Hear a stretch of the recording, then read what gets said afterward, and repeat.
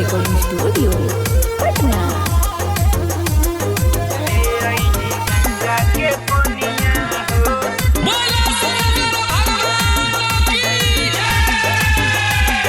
हर साल सावन में जलवा चढ़ाइब पहिला सोमरिया हो। भांग धतूरा या गाजा ले आइब बन के कांवरिया हो। हे बाबा हर साल सावन में जलवा चढ़ाइब पहिला सोमरिया हो।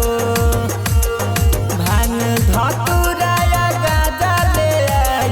बन के कांवरिया हो। महलया तारी कुछ न चाही सुन कहनिया हो।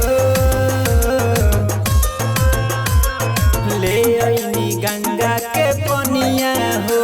सुन रे गो मांगी ले कनिया हो। ले आईनी गंगा के पनिया हो।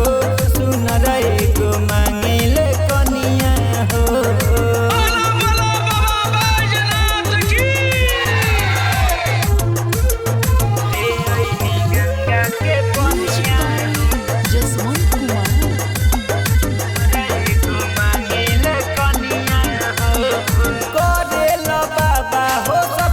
सपनवा तू पुरानु हो।